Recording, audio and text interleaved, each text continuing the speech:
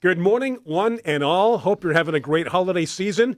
This is the threshold of a new year, John. Can we actually say, can't say Happy New Year yet, or New Year's, right? Or can we? This is absolutely the last Saturday of the year, though. And our last show And for you know what? 2023. Right. Next year, 2024, which I'm happy for because 2023 was an odd year.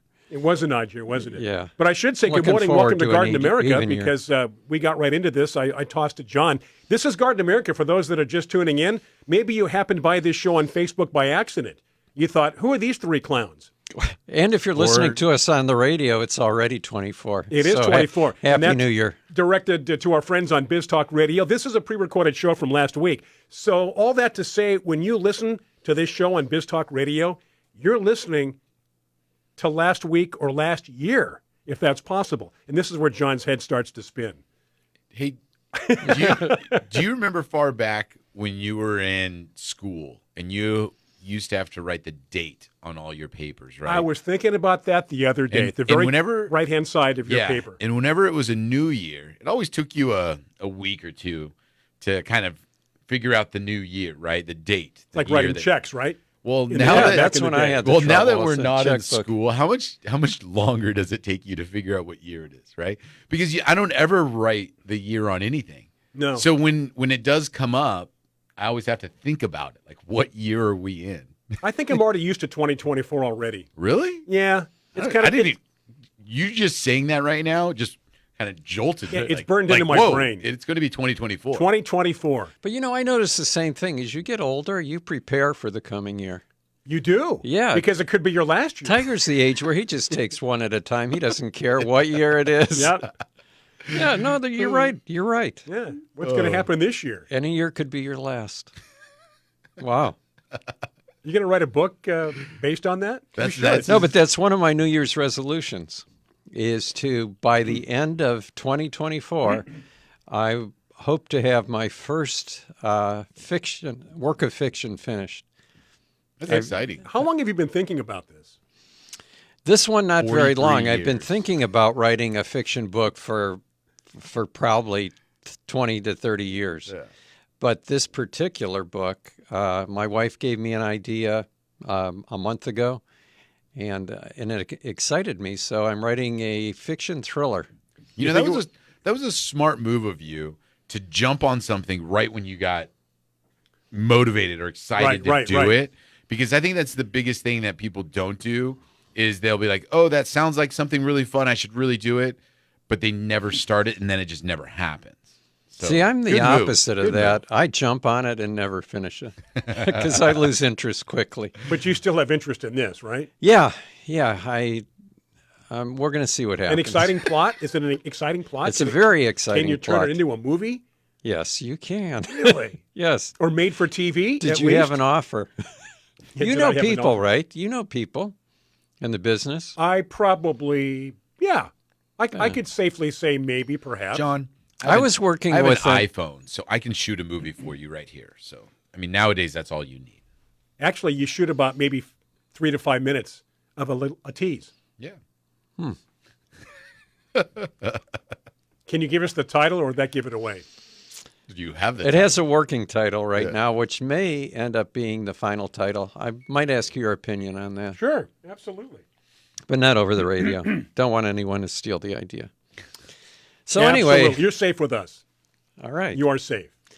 So this is the last show of the year. Yep. Looking forward to 2024. Looking forward to our trip to Costa Rica. In April, right? It's coming up. And I guess we have some things to figure out. People are leaving not all at the same time. We have people leaving on the 18th, the 19th, the 20th, the 21st. Well, a lot of people like to, not so much, you tell me the time is the same, right? I think it's the same time zone, right? Right. Pretty Pacific, close, if yeah. not, yeah. But I know when we go like Europe or where we're changing time zones drastically, a lot of people will go a day or two ahead of time. Yeah. Just to get settled. Just to get Jet settled lag. in, right. It's to go somewhere and then immediately begin doing things, sometimes it's too much. Yeah. Oh, yeah, definitely. Yeah, so it's always nice. I mean, you made that happen on our England trip. you told me, hey, Right. we should leave on this day. Right. And we arrived and we got situated. Settled in, and we right. got settled in. And, and then we were able to kind of start to meet everybody and Right. kind of go from there. And that was a great move. And I would have never have thought about that until you had actually said it. And, it is so nice just to be able to arrive in a place and get situated before. But I think we're pretty much on the same time zone. Yeah, I think so. Pretty close. And we do arrive, and we don't have anything to do on that first day. Yeah, and that's what you need. Decompress, get into the hotel room, look around, Yeah. and then get ready for the following day. I think Coffee we're doing the coffee thing right off the bat. We've got to wake up. We've got to get Wake up, yeah. our kit Well, going. Bob and Sue travel all over the world, and they're going to join us in Costa Rica. And you said they're going in a couple days early, right? It looked like it. Yeah, they're smart. I don't want to say anything too definitive based on what the information we got, but it does look like it, yes. So I'll get things figured out. Tanya wants to know what my shirt says. She can't read the bottom of it. It's a day without gardening is like I think I can't see it either, but I'm going to guess a day without gardening is like I have no idea. Yeah. Is that it? Really? Yeah, it's a day without gardening is like, just kidding, I have no Just idea. kidding. I have no idea. And then are captions, subtitles working, or is it just me? We have ours turned off. Yeah. The captions. For us, but For us, you can turn it on yourself. Yeah, yourself. You should be able to. Yeah, down at the bottom. Just bring your mouse at the bottom and bottom right-hand side. Yep. And let us know. I found a mouse yesterday, by the way. And did it find What did you? What did you do with it? Are you humane? I was trying to think of what to do. It was outside, and it was so cute, and I thought, Leave it alone. is it really hurting anything? I could have grabbed it, and I just let it go. Good. It wasn't in your house, right? No. You don't have a mouse problem in your home. Do You know how to tell if you have a mouse problem in your house is get a bag of birdseed that is just sunflower seeds. And just leave it on the counter. And just, put it in the garage. And Speaking of that, we have obviously our outdoor patio. We have 2 doves that like to visit us every year and procreate, which they're getting ready to now. turtle doves? I don't believe so. Oh. They're not partridges either. I thought you had 2 turtle doves for Christmas. So these doves are out there, and my wife, Dana, lovely wife, likes to feed the neighborhood birds. Okay. Okay, got a little perch out there. They come and go, different kinds, whatever. A couple of weeks ago, out of my peripheral vision, I see something. What was that? Like something was running by. Like, whatever. A couple of days go by. I look outside in the afternoon. I go, what are those? What is it? Put the glasses on. Rats.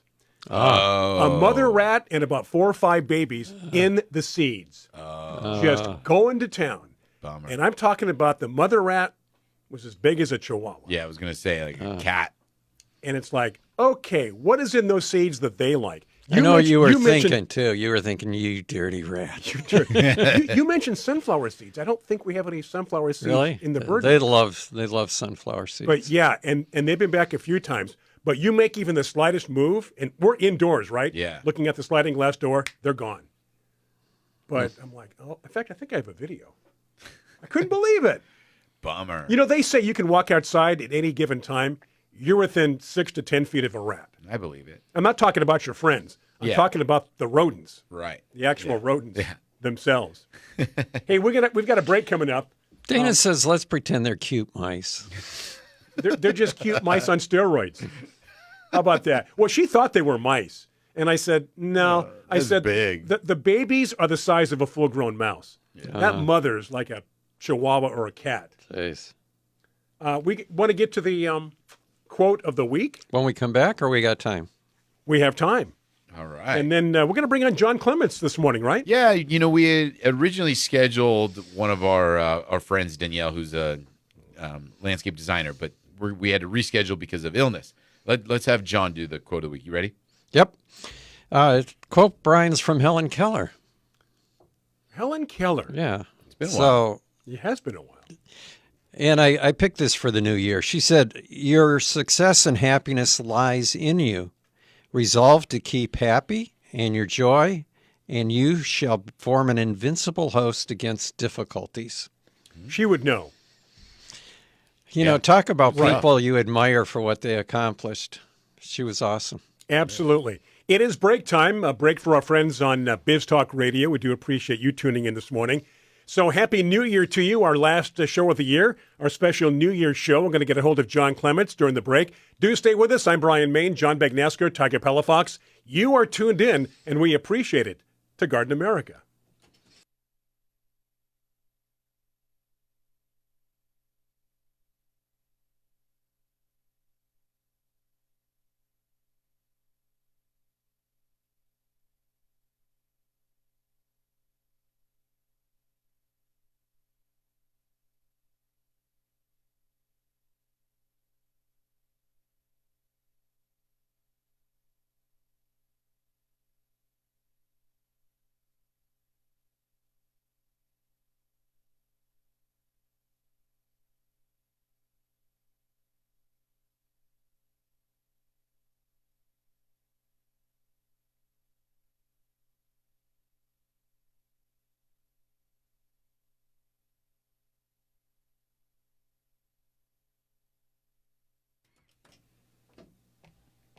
Okay, we are back. It is Garden America. Thank you for joining us as the weekend continues. We got the quote of the week underway, or at least John read the quote of the week before the break.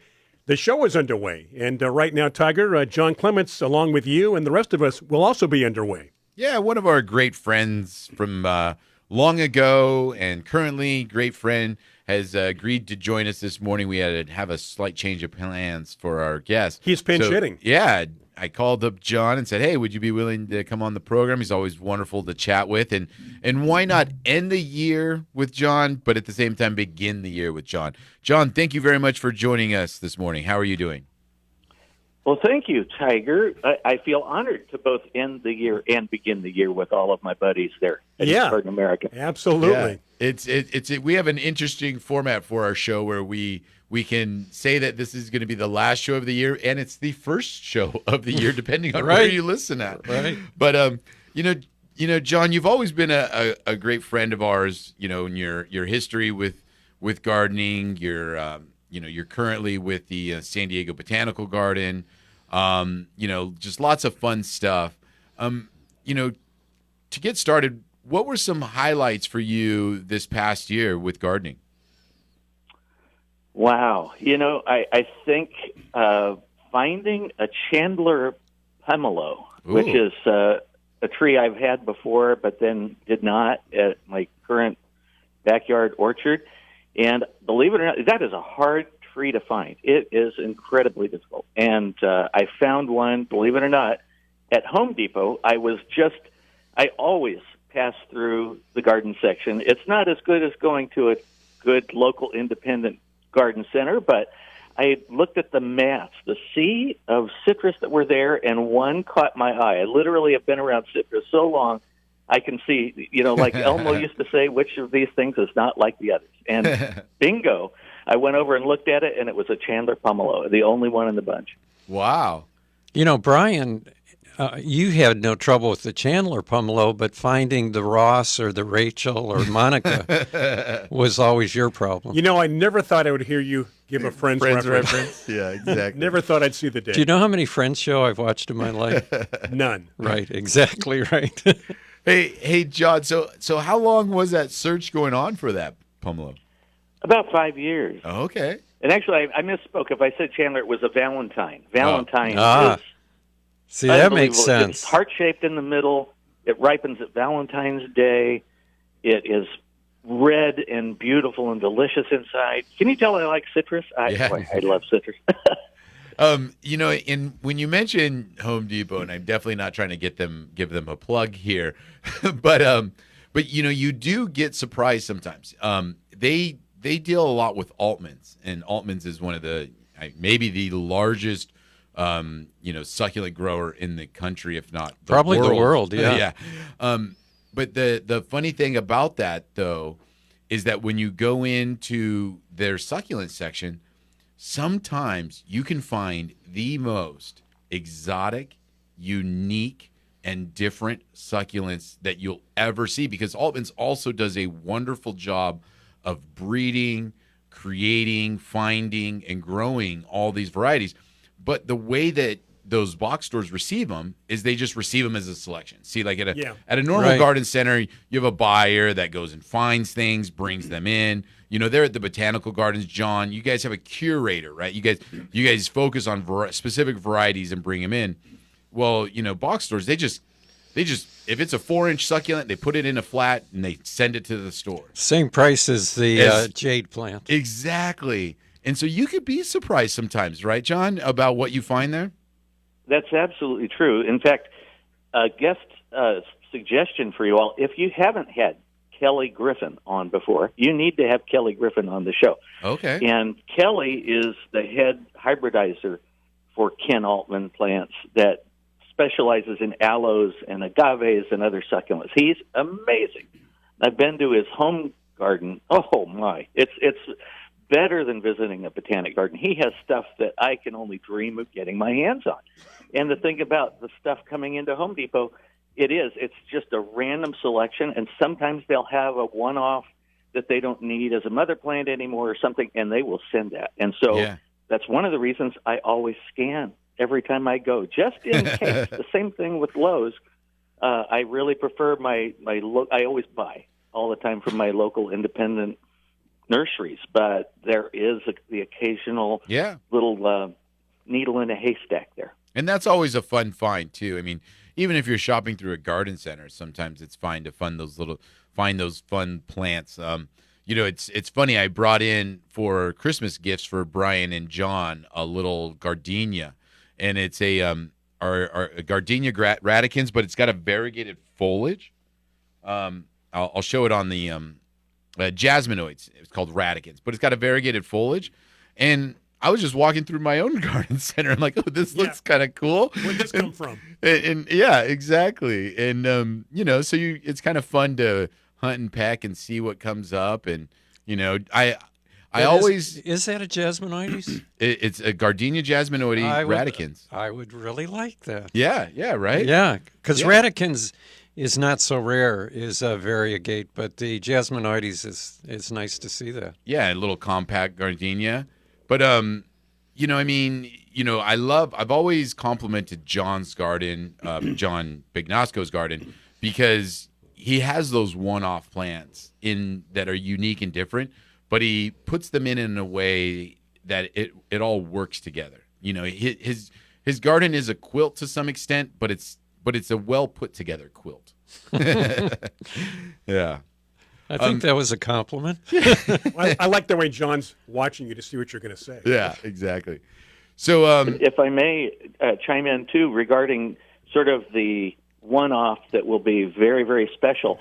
One of the things I do every single time I go to Trader Joe's, there's always at the entrance to the store, there is a sea of Phalaenopsis orchids, which when I was in the orchid business about 45 years ago, those were fairly uncommon. People did not have them. They didn't have the yellow colors. They didn't have the polka dots or the stripes. And now they literally are a throwaway plant. You bring one as a housewarming present or going to a party.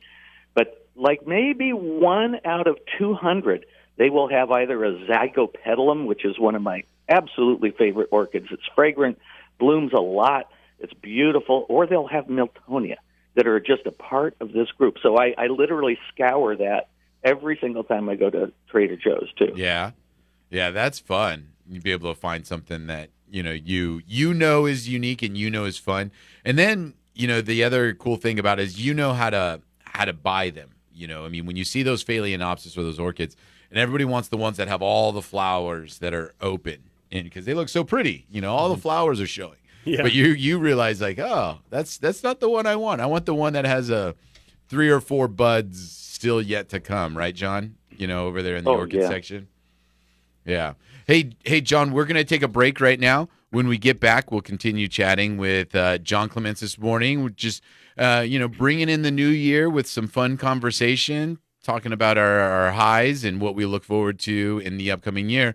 When we get back. You betcha. And again, any questions, comments, right there on our Facebook page. Noticing last couple of weeks or so, those of you on Facebook chatting back and forth with each other, that's fantastic too. So this break for our friends on Biz Talk Radio, do stay with us. This is Garden America.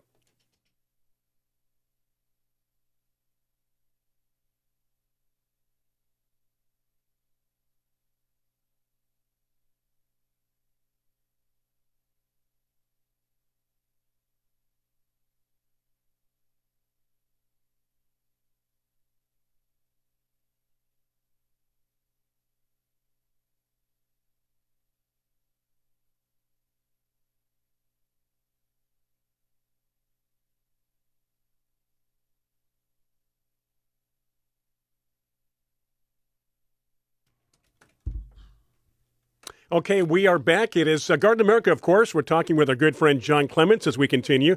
And again, the reminder, those on Facebook Live, any questions, comments, right there, be sure to post them as you chat back and forth with each other. Tiger, we continue. A lot of good information, so let's keep on doing it. Yeah, again, we're chatting with our good friend John Clements. And hey, John, this year at the Botanical Garden, you guys had a few, I think, corpse flowers that you guys showcased there. Is that right? A couple, wasn't there?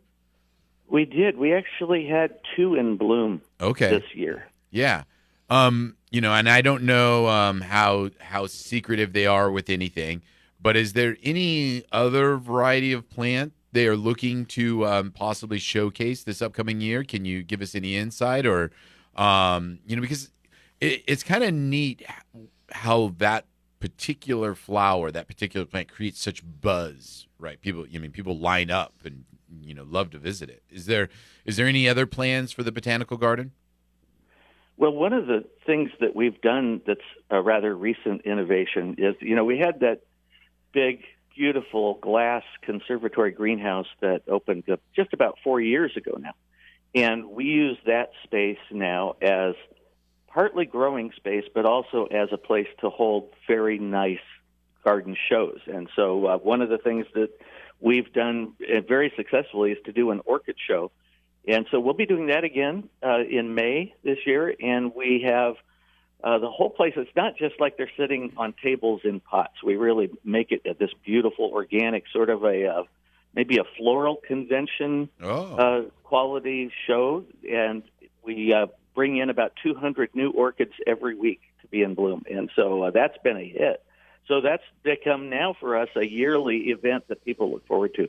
And we're going to be doing a bamboo show. Bamboo. Okay.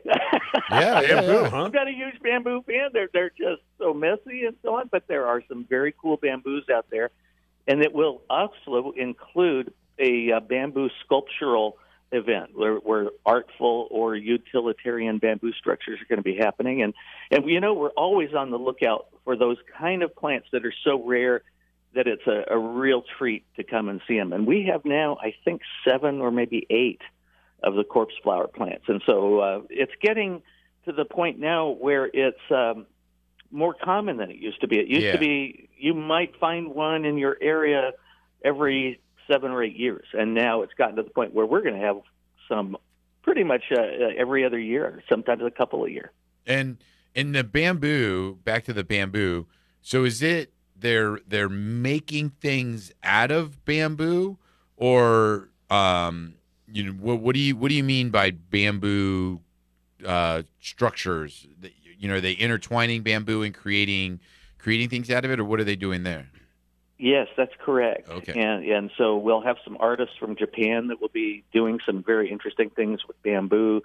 We'll have rare varieties of bamboo for sale. And I think one of the things that a few people know about is that the San Diego Botanic Garden actually has the largest bamboo collection in the United States. And we have more bamboo than you can imagine. Wow. And we just recently renovated that section of the garden and put in concrete pathways through that part of the garden. We're mostly decomposed granite, but that new addition of ADA compliant walkways made of concrete is really nice. And we haven't even finished the planting of that, but we hope to get to that this spring.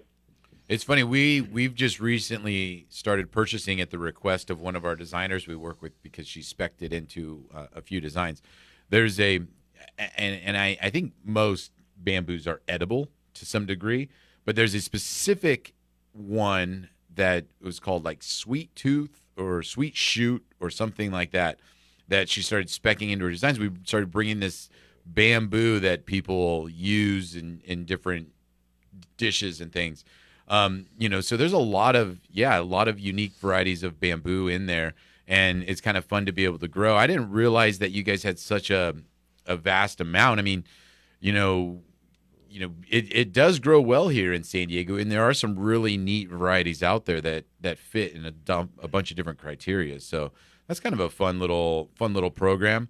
In the orchid show, the orchid, how long did you say that runs for? That runs for a month. Okay. And you say about every couple weeks you're swapping in and out 200 varieties of orchids in bloom? We actually swap out every week so that the exhibit remains really fresh and everything is at its peak condition of the flowers. And orchids, though they can last a long time, some of them, it's maybe a week or two where they're really at their peak. And so we put our plants in that. We also get loaner plants from other botanic gardens, and then we also utilize a good friendship with the local orchid societies. And so we're getting very interesting plants from a number of sources, and then we put them all together in a really artful way. And actually, that's a great suggestion for Mother's Day this year. We will actually have the orchid show during Mother's Day. It just happens to coincide this year. So what a great place to bring Mom. Yeah, wow. How cool would that be to bring her and show off all those plants up there? Now, I know that the San Diego Zoo for a while was the ag department's location where they would bring confiscated orchids, because people traveling, throughout the country, when they come through San Diego, sometimes the customs would confiscate these plants, right? And they always had such unique stuff, and because it was stolen or it was smuggled, so I know that San Diego is a good location to get some of those things. I know that they don't always just destroy them because, obviously if it's an endangered plant or a plant that, they try to return them, but sometimes they can't. But so you work with a network of orchid growers throughout our area to be able to kind of sustain that. And you say it's in the greenhouse, but they kind of make it look more like a landscape show? Yes, that's correct. It's more like, that's a great way to describe it. More like you would see an exhibit in a landscape show, but it just has orchids intermixed with all of that. And so it's, back when I was in the orchid business, you'd go to a lot of the shows, and it's basically they're just laid out on tables and things. Yeah. And that's not a fun way to see orchids, No. We want to make it really look cool. Yeah, I want to see it in the tree. Yeah, right. I remember going to the International Orchid Show in Miami, and it was set up that way, and it was the first time I'd ever seen orchids worked into a landscape or growing in trees. It was really a good way to view them. Hey, we have a question from Carla in Huntington Beach, John. First of all, she's sorry that she missed the light display this year. Oh, and hoping she can see it next holiday season. But she wants to know if you guys have a newsletter for the garden that she can sign up for. Well, I'll address both those things. The first one is she could still see the light exhibit because it's still ongoing. So it runs through New Year's Day, and then we've been sold out, I think, every night but one during this run. And we actually added an extra week to it anyway. And it runs through next weekend. It'll be on again next Thursday, Friday, Saturday, Sunday, so January 4th through the 7th. So unless you're sort of like I am, I'm done celebrating Christmas and on New Year's Day. But if you wanted to see the light show, which isn't necessarily exclusively a holiday light show, it's still going. And it was fabulous this year. And then the newsletter? And the newsletter. Well, we don't have a newsletter per se. Well, I take that back. We do for members. If someone's a member of the garden, they do have sort of a newsletter that's sent out digitally. But we do have frequent posts on Instagram and on Facebook and, the usual social media. And I was actually shocked. My granddaughter told me she was here for Christmas, and she said, Grandpa, you're a TikTok star. And I don't even have TikTok on my phone. But she said some of my posts had hit, 50,000 views or something. And I thought, well, go figure. I'm an old man. I'm more of a legal pad and a pen guy, and all of this computer innovation and all that. So I'm not even on TikTok, and my granddaughter thinks I'm a TikTok star. So there you go. Yeah, that is a great way to keep in touch with the gardens is their social media. They do a wonderful job of posting information, keeping things up to date, and putting the calendar on there as well as what's happening. So, hey, we're going to have to take another break here in about a minute, John. But maybe when we get back from the break, I was going to ask you. You had mentioned the pomelo that you got. Is there anything maybe this year for you in your garden that you're looking to do? So when we get back from the break. All right, do stay with us. This break is for you. This break is also for our friends on Biz Talk Radio. We continue our conversation with John Clements here on Garden America. John Bagnasco, the usual suspects, Tiger Palafox. I'm Brian Main. Do stay with us. We return after these messages on Biz Talk and the Biz Talk Radio Network.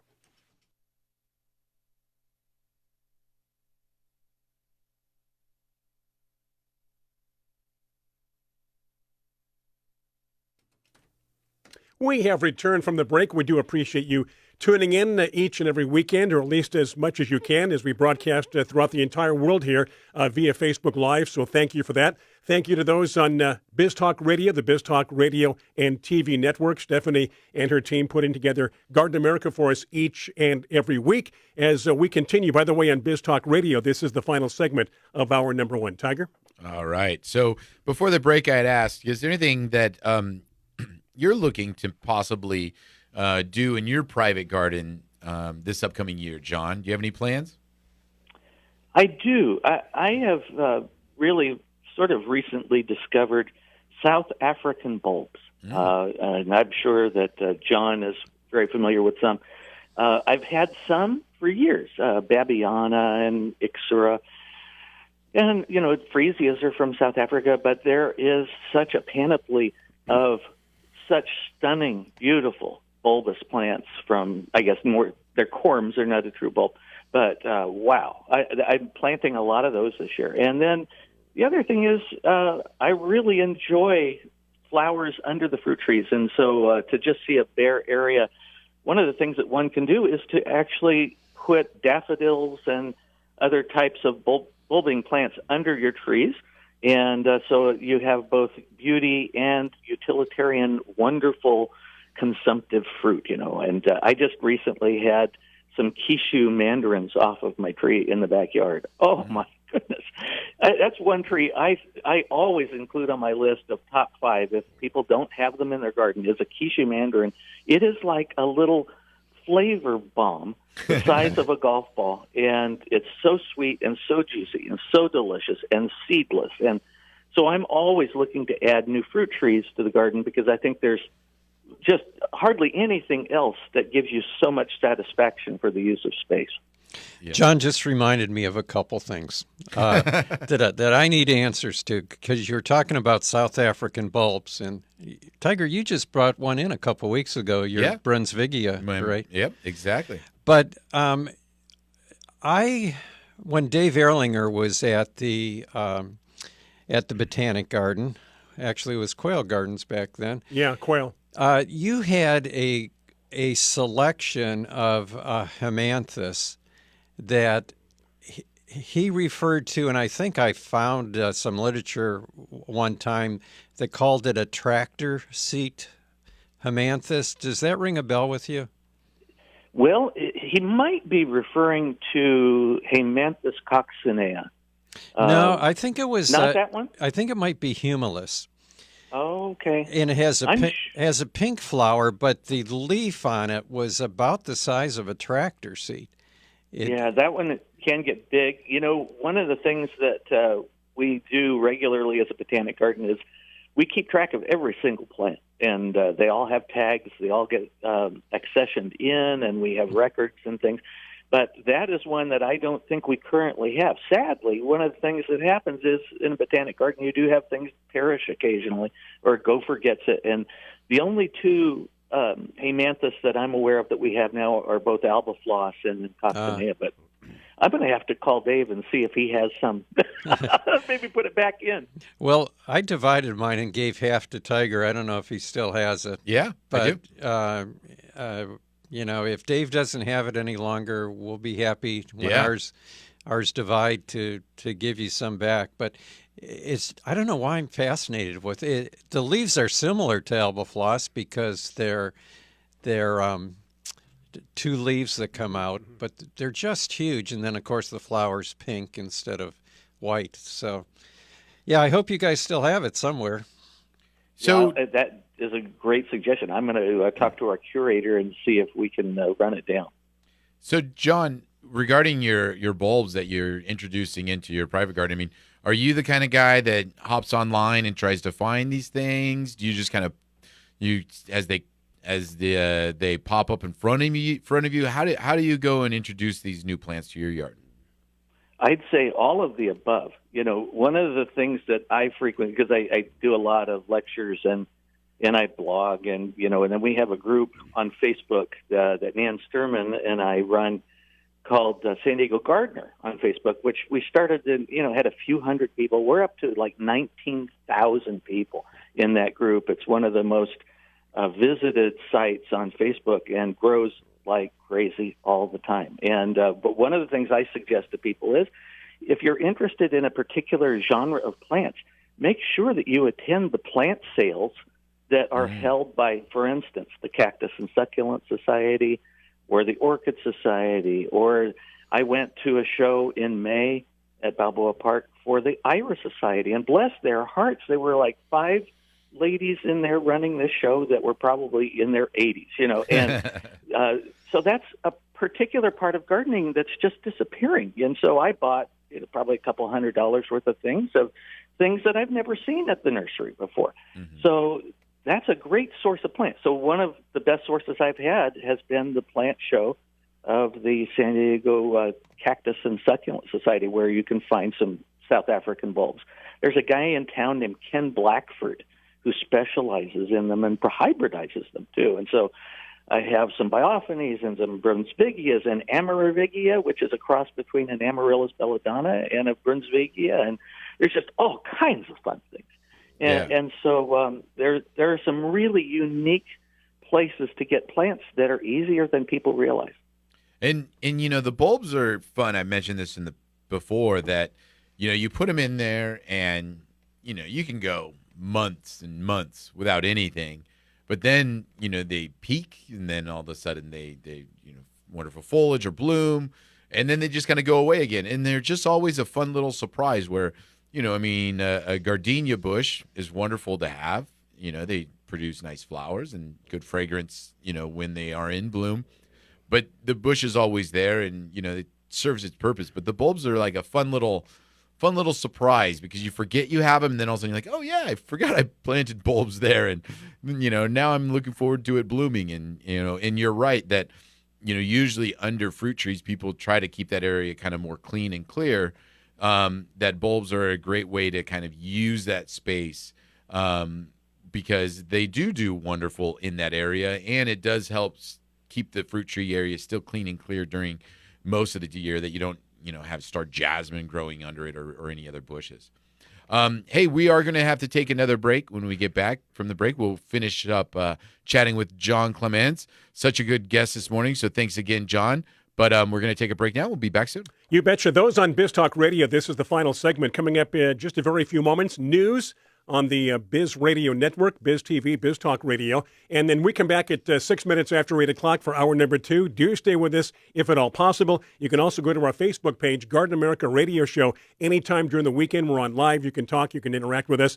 But in the meantime, we're going to take a break back at 6 minutes after. More with John Clements and more of Garden America. Stay with us.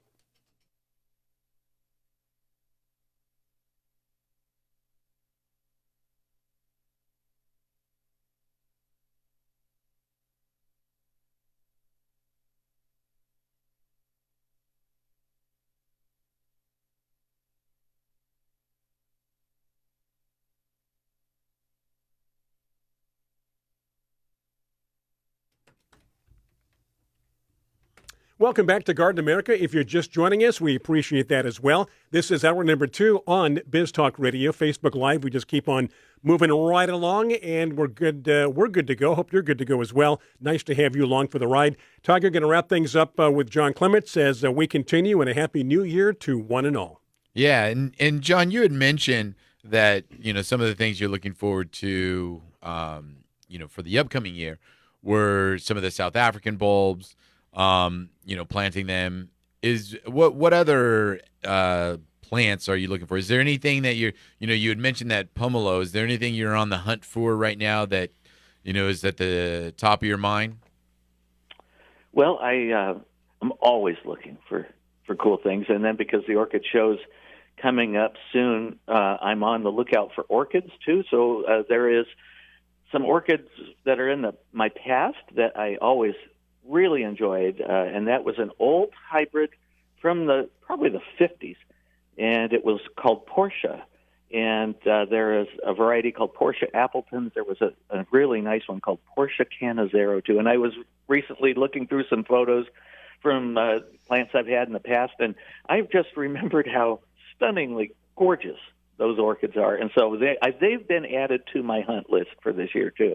Oh yeah, and so when you have orchids, do you have a little greenhouse at your house? Do you just grow them on a back patio? Do you grow them inside? I mean, obviously, I'm sure it depends on the variety, but do you have anything set up for growing orchids at your house?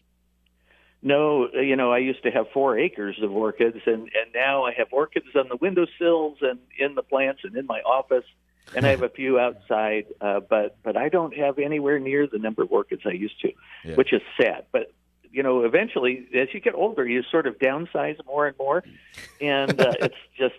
At least one should. Yeah, I was going to say, but not this John you don't next to have as many me. things as one used to. Hey, Lila in Poway mentioned that UC Irvine used to have a great South African bulb collection. And yes, they did. Boy, that makes me so sad to think about that, John, because it is no longer. It went away because of building, I think, dorms. And so we got some of that bulb material. It went to some other botanic gardens, but that's a huge loss. UC Irvine just basically scraped that all away for dorms. Right. I think a lot of them went to Berkeley also. Oh, yeah. Yes. Berkeley Botanic Garden. Tanya in San Jose wonders what the name of your Facebook page is. Or were you talking about the San Diego Gardener Facebook? Yes, well, the San Diego Gardener on Facebook. And, here's the irony. We have requests all the time from everybody around the world to be a part of that group.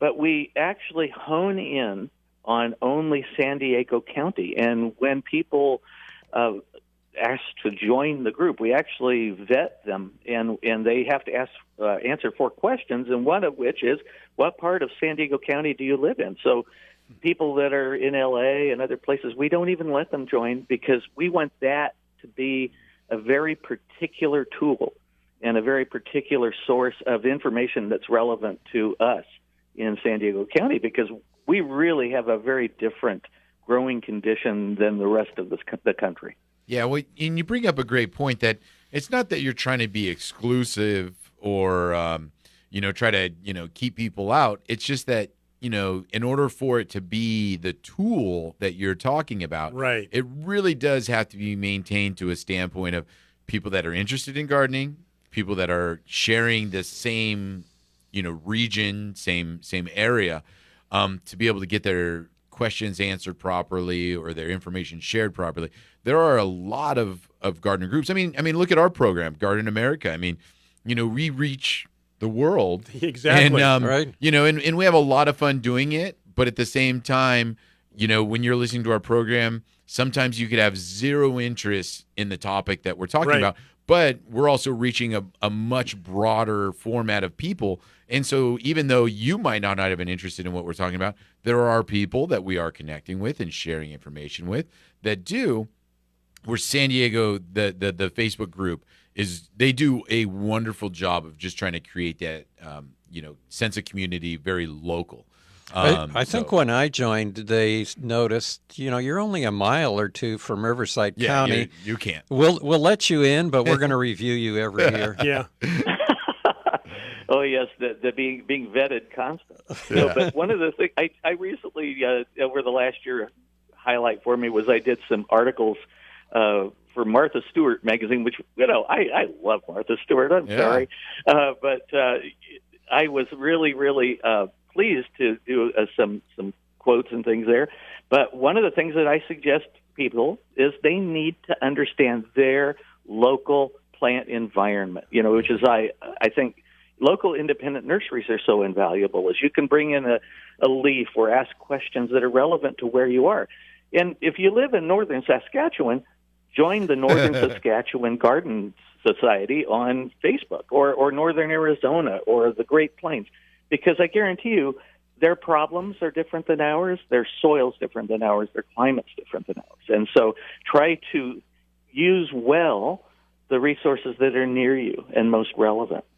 Yeah, definitely. So if you go on John's site for the San Diego gardening and you ask how to grow the best plants in a permafrost, they're not going to have any idea. Exactly. Yeah. We're clueless on that. Yeah. What is permafrost? Yeah, exactly. Oh, well, John, it's such an honor to have you on the program, and such a wealth of information. Thank you for coming on and agreeing to join us this morning. Again, people that are listening, if you're in the San Diego area, you can visit John at the San Diego Botanical Gardens. Take a look at their social media. You'll see little videos, wonderful videos with him in it, showcasing bamboo and how to cultivate plants and how to divide plants and all kinds of other wonderful insights as well. And we wish you a happy new year, John. Hope it starts off well for you. And this rain will help the botanical gardens, right? It's always nice to get a nice little flush of fresh rainwater, right? Oh, that's absolutely true. I will tell you that our water bill is horrendous there at the garden. And I have actually gone through and calculated how much savings it is for a very good rainstorm. Oh. And it actually saves us between $3,000 and $5,000, believe it or not, to have a good rainstorm. I believe it. So I do believe that's it. very utilitarian to look at it purely as a resource. But Yeah. we need the rain. We love the rain, and it flushes the salts out of our soils. Yeah. And but thank you for having me on, guys. I listen every week. I Yeah. get my coffee and listen and watch on Facebook. So it's a pleasure to be with you. All right. You take care. Thank you very much. Thank you, John. Do appreciate that. He does. We see his name pop up on our Facebook page from time to time. And so he does watch, he does listen. And he interacts. I love the idea that he just will also answer questions because, Right, he is right. such a wealth of information. He's been around for a long time to be able to kind of give insight on things. And he's, through his career, done different things as well that give him the ability to give people insight. And that's what, the community is about, is to be able to kind of share your experiences, your knowledge, and your successes and failures. Because, right now I'm working on, I have not been able to get a Michaelia champaka to grow at my yard. I've tried twice, and for some reason I just can't. It's not a difficult plant. Did you read the directions? Yeah. So I gotta call into Garden American. I gotta ask them. Champaka or the white form? The Alba. The Alba, and I started with the Alba, but that's a very expensive plant to It is. fail. And so I moved. I'm like, oh, maybe I'll just try the champaka to make it easy on myself. Nope, still didn't get that one to work. So but it was the same place both times. So I think I'm gonna have to just change locations. Move the area? Yeah. So we'll see. I don't I think it had does a- next to. It's right next to the pool. I had And a think cool champaka water. at my old house, and I think I remember. it was to the left of the shed. Yeah. Yeah, it was pretty tall too, but when it would come in bloom, really smelled good. So amazing. I love those trees. Yeah. I think that that is the national tree of the Philippines. Really? I'm not positive, but I You think can probably it is. look it up during the break. Well, I could he if could have his computer if I worked. had a mouse. I think If maybe I that's had a the mouse. reason I let that mouse go yesterday, because it's hard for me to function without a mouse. All right, in we're my going to life. take a break. Have to pay some bills on Biz Talk Radio. Thank you for supporting our sponsors. It is Garden America, Facebook Live, Biz Talk Radio. Thank you for tuning in. Back after these messages, and again, those on Facebook Live, any questions, comments, we are ready to go, so have at it.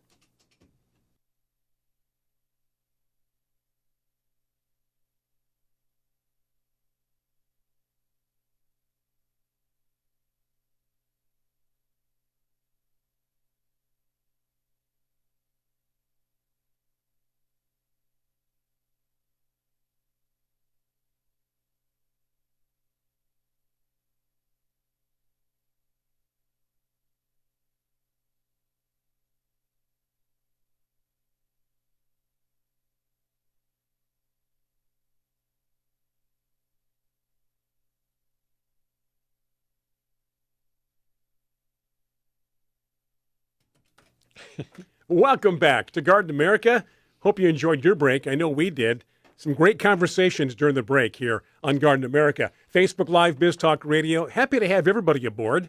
Happy to have you wherever you're listening or watching from around the world, John. Yeah, I forgot to, one of our listeners is from Ohio today, and I meant to say hello at the beginning of the show on the air, and I didn't get to do it. And, of course, Hastam is a loyal listener from Pakistan, so I want to say hi to him. Yeah.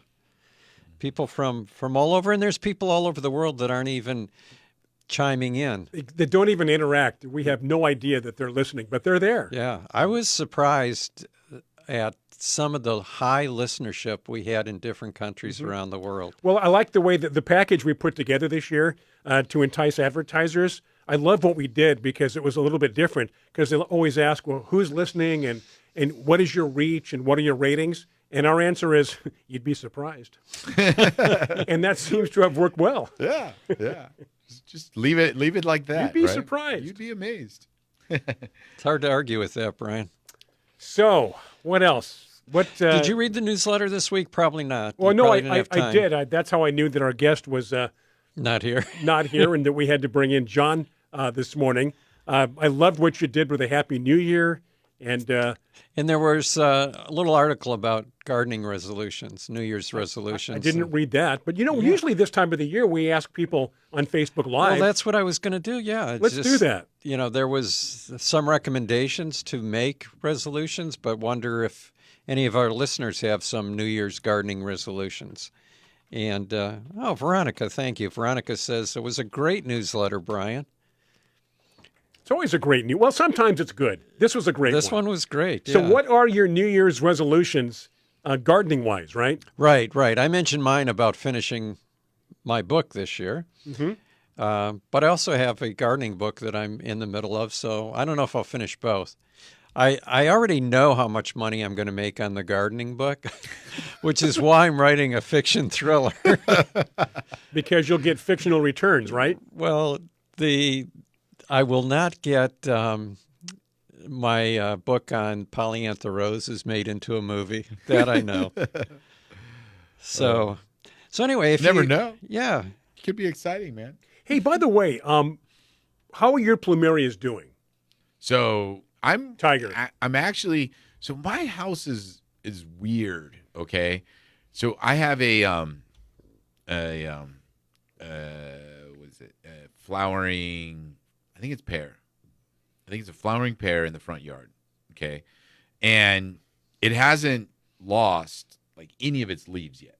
But I go around town sometimes and I see. Well, they're called evergreen pears for a reason. Well, I know, but they normally, like, I've gone around town they'll start dropping leaves right before they flower. Yeah. Yeah, but even like the ones that I've seen in some of the other parts of town, they drop leaves, and the plumerias, I have ones that are still look like they're in full bloom, and so nothing's been going dormant yet.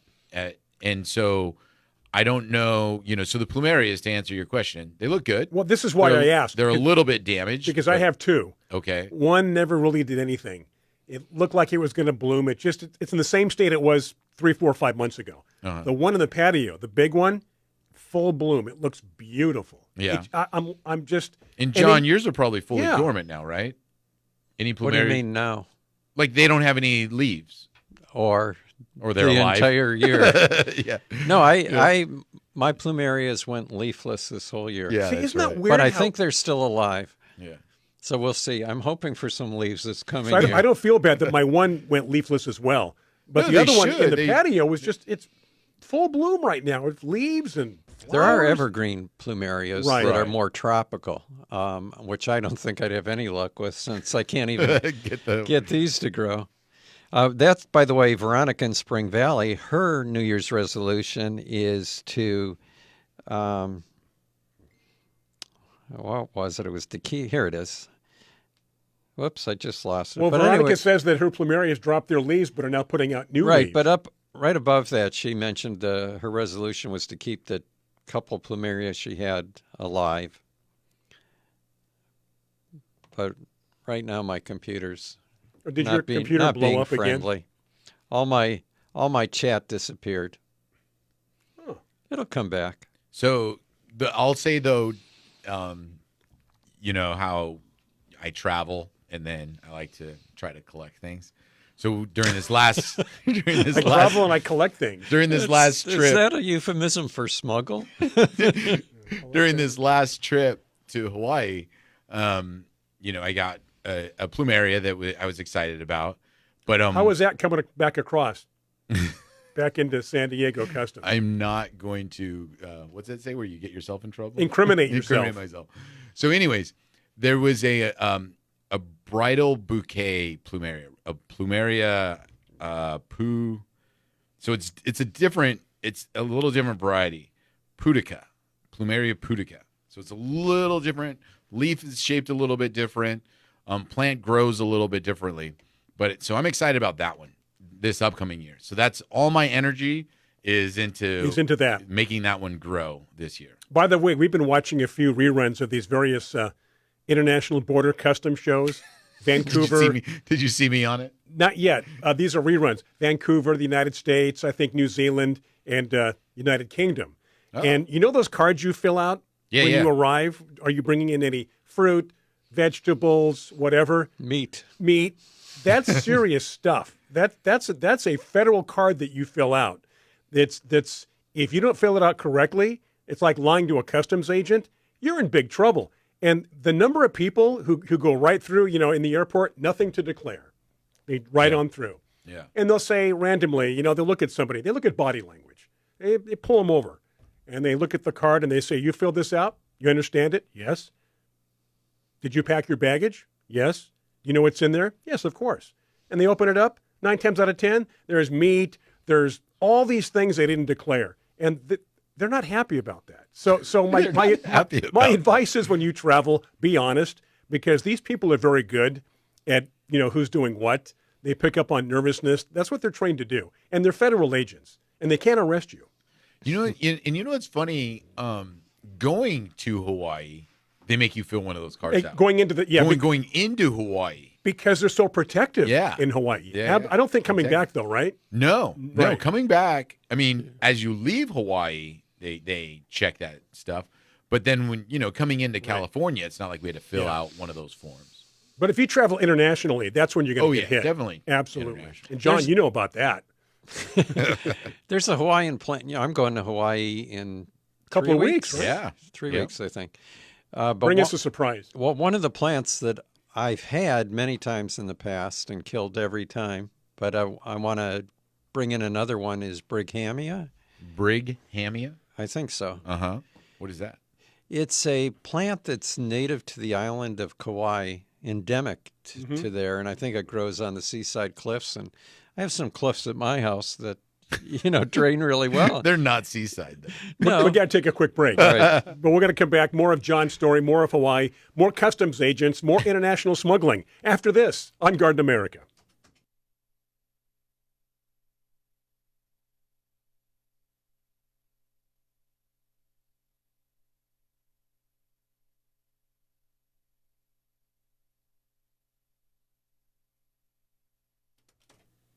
All right, gang, we are back from the break. We have 2 more segments until this show, the last show of 2023, will be put into the history books. So we're happy that you could spend part of the rest of your 2023 with us, John, aren't we? Isn't that what we talked about? How happy we are to have these people with us? We're always happy. Lila in Poway says that she was visiting a friend in Chula Vista and she got a cutting of one of her friend's plumerias. Yeah, because all of Lila's died. Right. Yeah. So I identify with Lila on that. And she says, can we review the potting method? I wonder if she's talking about the egg method, which we've talked about before. When we do cuttings? Cuttings? Yep. Yeah, and what you do with that is you take a fresh egg and you put it in the bottom of the pot and then put your potting soil in. And use something really well drained, so a cactus mix is ideal. Do you put any soil at the bottom at all, or just right on the egg goes right at the bottom? No, I put a little bit of soil on the bottom All right. to fill up the holes of the 1 gallon can, if that's what you're using. Then put the egg there, the raw egg, in the shell, Don't crack it open. Okay. And then put your potting mix in there and stick in your cuttings after they've calloused over.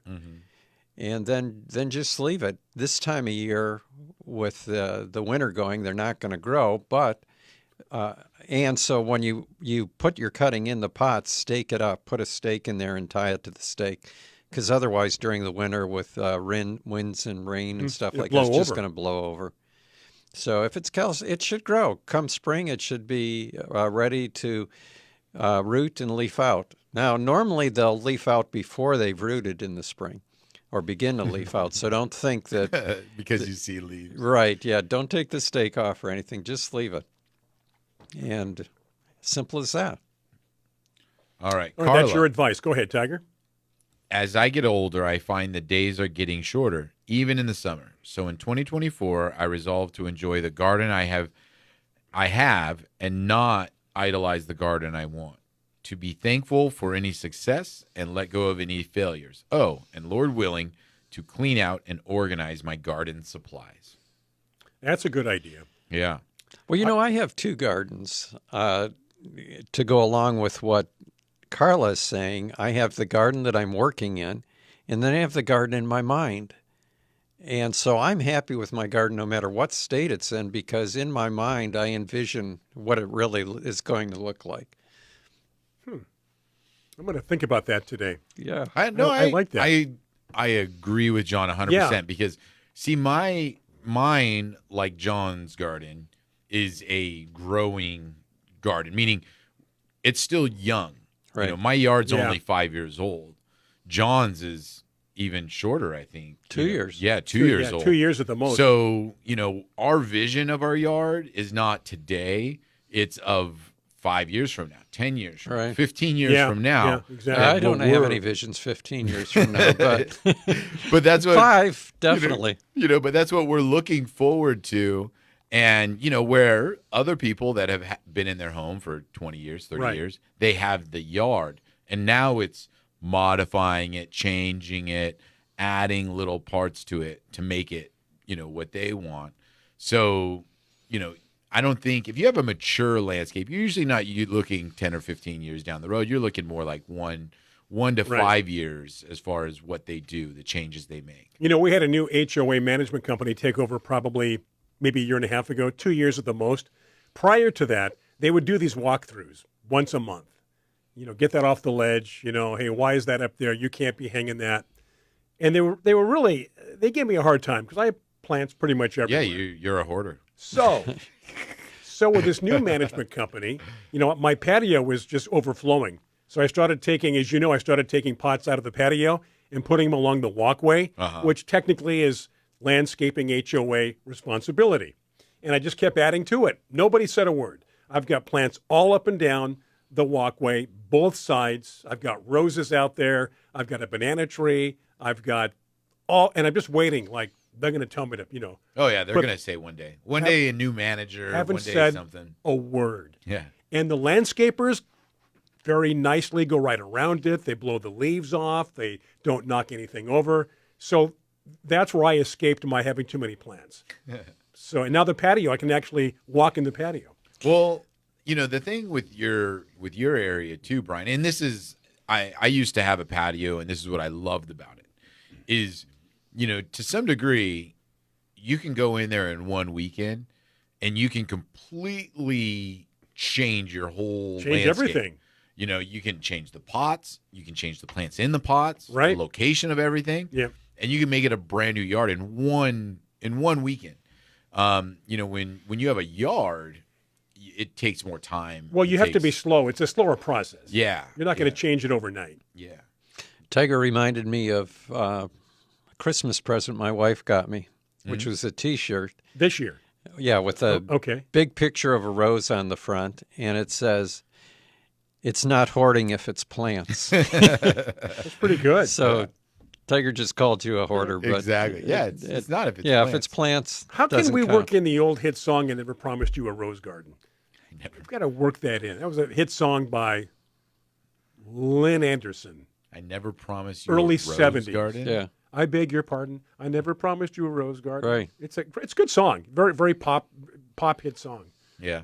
You But- never heard that song? I don't think so. You know, you might. I might. If I hear it, I might be like, oh, "Oh yeah, I've that heard that song. before." I've heard that. Right. But not one that Crossover, I, country pop crossover song. Speaking of country, I just got a rare miniature rose that I was happy to see is finally rooted and taking off and doing well, called Coal Miner's Daughter.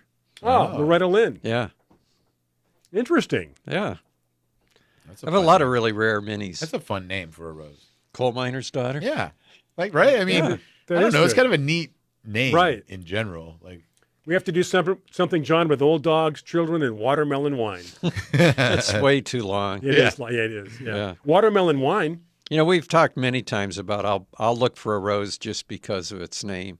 Sure. You know, and years ago, I kept looking for Tipsy Imperial Concubine and finally found it. The name is, what is it? Tipsy Imperial Concubine. That's kind of a long name for a rose. Right? It is kind of a long name, but it was an interesting name. Hey, John, did you see the comment from Veronica?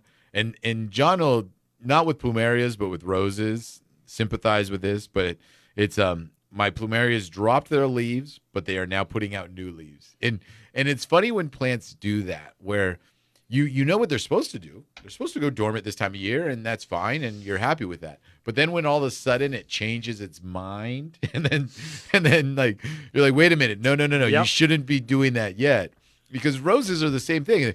You know, something will happen, they'll go into their dormancy, which is great and wonderful, and then a warm spell will hit, and then everything will start to grow again, and you're like, oh, it's too early. You know, we see major changes to weather, but plants pick up on minor changes. Yeah. Just the littlest thing could trigger what you're saying. Yeah. That we're not even really aware of.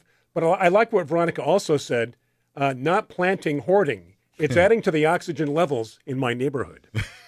There you go. And that's She's true, doing too. her part. She's doing her part.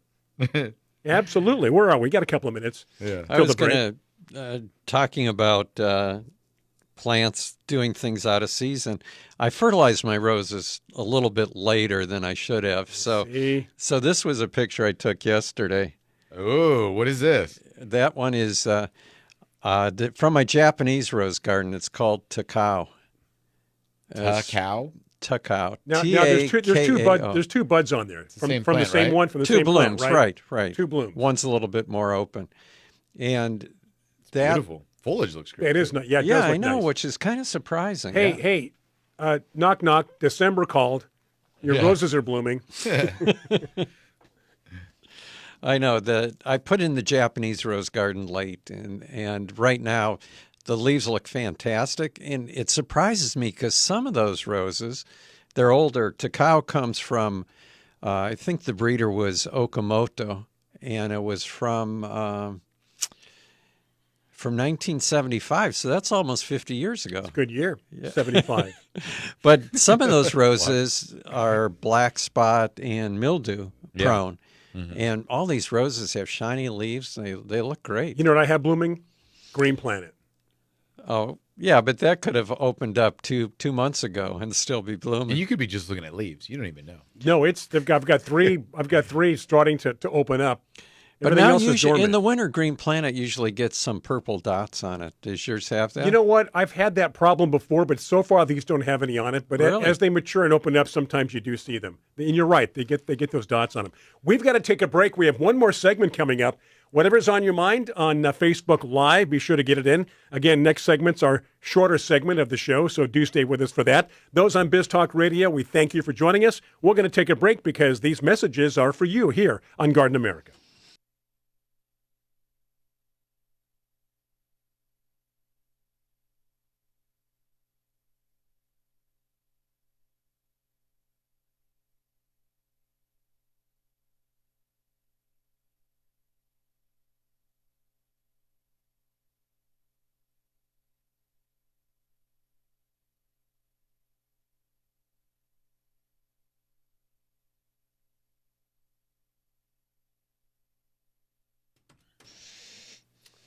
We are back from the break. Again, a reminder, this is our final segment, so let's enjoy each other while we can. The waning moments of 2023 with Garden America. Tiger put up the picture of Takao, and Gina says she's happy to see the fruits of her labor already, because Gina was the one who helped me plant that garden. Oh, really? Yeah, when she was visiting. Well, that's right. Yeah, she talked about that. Yeah. When she was here. Yeah. Nice. You needed to take a backup picture so you can see the colors and the arrangements, because she was talking about how she was helping to put that all together, about this grouping together, Right, that right. How grouping she together. puts things together, everything with a Yeah. purpose. Yeah. Hey, Veronica said that she's interested in getting Orange Juice and Green Planet. And for our listeners, I don't know how long they'll be available, but last week on Etsy, the site Etsy, ETSY, they were offering Green Planet. So if you go Isn't to that the Etsy, site that we bought something from? oh, I don't know, you bought some seeds that you got. Sesame seeds, I think, is what I Right. bought. Well, no, I think you gambled with me, because No. you said you don't know what you're going to get. No, he did. No, He no. did that. I don't know if it was from Etsy, but did I he remember set you me doing up? that. I He remember set me John up. doing that. Yeah. He was like, No, I'm I just going to told order you these. never order rose No, seeds. you said something about No, you don't know he what you're ordered going to something get. else. He's like, you're like, I don't know what I'm going to get, but I'm hoping to get this. Mm-hmm. Yeah, I remember that. Thank you. This is why there's three of us. Are you on the talking show. about the avocado? Maybe. I just remember. Oh, it was I don't something. think so. I No, thought we went in it on was something. Seeds. It was seeds. And you said, "Let me know if yours bloom or not." You said, "Let me know if you get anything." Yeah. And I never did. It Anyway, certainly would not have been rose seeds. Anyway, But speaking of rose seeds, circling back to your thought. both you and Tiger had rose seeds germinate. Yeah. Yes. And are they any of those still alive? The reason Not for me. Not for me. Okay. They started, and then Okay, because I was going to mention now is the time of year to separate those, but if they they're separated dead, themselves. if they're Separated from themselves. life. John, Brian's did excellent. What happened to yours? Because yours were growing so well. Mine were doing well for a while, and then I forgot about them. So I know why mine didn't. I think, you know what? I think kind of the same with mine. I checked them, and then, because I had them in a small little pot out there in the Yeah. patio, they fizzled, though. They started, though. I thought, oh, this Yours is were going to be a doing success. really well. So that's too bad. Each one of those could have been worth, Yeah. $40,000-$50,000. One of those could have been the royalties. blue rose, man. Oh, especially yours. Didn't you have Manhattan blue? I did. Yeah. I was sad. Well, I'm out transplanting all my seedlings from last year into 1 gallon cans. Nice. So should look really good this spring. I'm kind of anxious to see some I've never seen bloom. I So just need to name could a be the rose first that will time. finally be accepted. One of yours was Scent You of need a Woman. that. I should have that rose then, shouldn't I? I don't know. But do you want to make money, I or just- you just want it to be accepted? I want to brag. Okay. every You just now want and to say then you named a rose. I named that rose. Got it. every now and then when I think of that I thought of something for the first time, I think of Solomon in Ecclesiastes where he says there's nothing new under the sun. Nothing new. Yeah. Yeah. He said everything's been done. And in a way, that's true. It is kind of, because I came up with that idea about the horizontal refrigerator. Do you remember that? I'm not sure I do. Well, Please regale us. Well, first of all, as you get older, what is worse than getting on your hands and knees and going into the vegetable compartment down at the bottom? I mean, nothing belongs down there except dead stuff, right? I know where you're going, and I think I agree with you. Yeah, so- I don't like to bend over. Right. So what about if it was over the counter, your refrigerator, and it was horizontal, and you just open the doors and reach in? And not real deep, so that way you didn't have to like lean over it like in a grocery store one. Yeah. Yeah, just something shallow. Makes yeah. sense. Yeah, I'm talking about above the counter where Right. cabinets would normally be. So Well, that's easy- like a portable refrigerator. No, it would be a refrigerator. The same So hold the if you're gonna same do it amount. right- if you're going to do it right, you build it in the wall of the cabinets. Right. And if you could have as many. It would hold as sections- much as a regular Right, refrigerator. Right. Well, some people have the freezer on top, some below, Right. or some. So side- this way side it by would be side. on the side. I agree with that. Yeah. Run with that. But anyway, I thought, what a great idea. How come nobody's ever thought of this? Been done, right? General Electric in the 1950s was producing those. Yeah. But As a matter of fact, if you Google General Electric horizontal refrigerator, above the counter refrigerator, you'll see what it looks like. And I thought, wow, this just makes so much sense. Hey, can you answer Diane's question real quick? We have about 2 minutes. You have it? You want to ask it, Brian? Or She's in the Reading area. She's heard that January is the time to cut back your roses. What part of January, or does it depend on the weather? Yes. Diane, if you're in California, because Reading area, right. Right, we don't want our other listeners to take this advice because they'd have to trample through the snow. But yes, in California, any time in January is the time to cut them back. Right. So a lot of people will, start the New Year's Day if they didn't have a rough New Year's Eve and start cutting back. So I cut back way too early this year. I can just see, like in a blizzard, like putting your shoes on, putting your coat on, digging the snow to try to find a bud. Getting the snow away from the plant, and then getting in there and cutting it back. This is something we should do next week. John wants to know that he always takes house plants as hostess gifts. Yeah. And he wonders about next year's hot indoor plants. Oh, okay. And Yeah, we can do something on well, that. I was thinking right? maybe Tiger could even bring in some the unique house plants, because there's a lot of indoor plant companies out there now doing some really unusual things. Really fun stuff. Yeah, so that might be good. We'll look at that for next week. Okay, we have less than a minute, guys. Happy New Year. Been a good year, hasn't it? Yeah. Happy New Year to everyone. Hope everybody has a great New Year. And We'll be here next week. We'll be here next week. Lord willing. Lord willing, we'll be here next week, right? Any given day. All right. Well, thank you so much. Those on Biz Talk Radio who support the show, those of you on Facebook Live, we really do appreciate it. Have a happy New Year, a great rest of your weekend. For the entire crew, I'm Brian Main, John Begnasco, Tiger Palafox. We love you all. Thank you so much. And we'll do it again next week right here, the first show of 2024 with Garden America. Take care.